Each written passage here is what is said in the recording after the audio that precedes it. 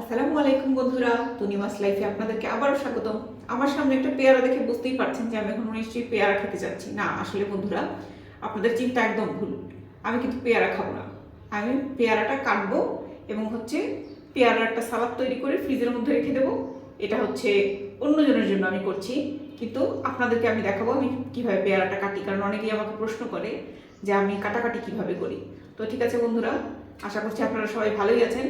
আমি তো ভালো আছি, সেটা বুঝতেই পারছেন। আমি অলওয়েজ ভালো থাকি, আপনারাও সবসময় ভালো থাকবেন। আচ্ছা, পেয়ারা কিন্তু এই সাইডটা এবং এই সাইডটা কেটে ফেলতে হয়, সেটা আমরা সবাই জানি। তো এটাকে আমি আগেও কাটতে পারি, পরেও কাটতে পারি। আজকে আমি পরে কাটবো। আগে আমি পেয়ারাটাকে মাঝখানে একটা পিস করে নিব বন্ধুরা। পেয়ারাটা খুবই শক্ত। যাই হোক, শব্দও পেলেন, পেয়ারাও দুই ভাগ হয়ে গেল। আচ্ছা, এখন আমি এই সাইড থেকে এটা ফেলে দেবো। আচ্ছা, দিলাম। আমি হাত দিয়ে বুঝে ফেলছি কোন কাঠ থেকে কতটুকু ফেলবো, তো এইটুকু আমি ফেলে দেবো।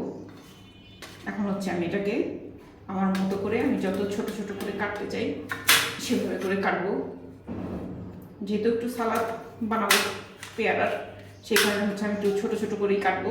এখানে ভিডিওটা একটু পজ দেন, কারণ আমরা কাটাকাটি শেষ।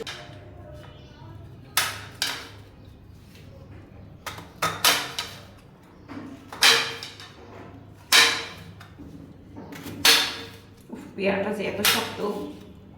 পেয়ারা খেতে কার কার পছন্দ সেটা অবশ্যই কমেন্টে জানাবেন। কার কার বেশি পেয়ারা পছন্দ? আমার তো পেয়ারা পছন্দ না, আমাদের ক্যামেরাম্যান ভাইয়ের অনেক পেয়ারা পছন্দ, তাই না ভাইয়া? হ্যাঁ, এই পেয়ারাটা কিন্তু আমাদের ক্যামেরাম্যান ভাই আমাদের গিফট করেছেন। হ্যাঁ, কারণ পেয়ারাতে অনেক ভিটামিন আছে। হ্যাঁ, আমাদের ভাই অনেক স্বাস্থ্য সচেতন, অনেক ফল খায়। অবশ্য আমি অতি স্বাস্থ্য সচেতন না, আমি শুধু কলা খাই। আচ্ছা, এখানে আপনি এবার পজ দেন, আমরা এখন পেয়ারাটা মাখানোর জন্য বাটি নিয়ে আসি।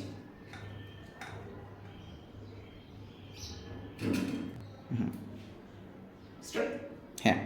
আচ্ছা, আমরা এখন পেয়ারাটাকে মাখবো, একটু বিট লবণ দিব, আর একটু মরিচের গুঁড়া দেবো, দিয়ে একটু আর কি মেখে রাখবো। তো লবণ বেশি দিব না, লবণ অল্পই দিব।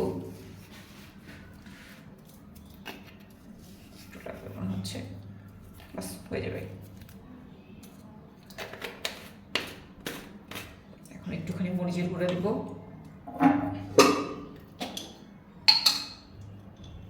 আমরা তো ঝাল বেশি খাই, আপনারা কে কে ঝাল বেশি খেতে পছন্দ করেন?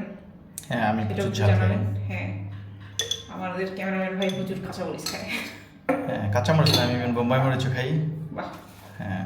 আচ্ছা, বেশি কিছু না, জাস্ট অল্প একটু লবণ আর একটু মরিচ দিয়ে এই মেখে রেখে দিলাম।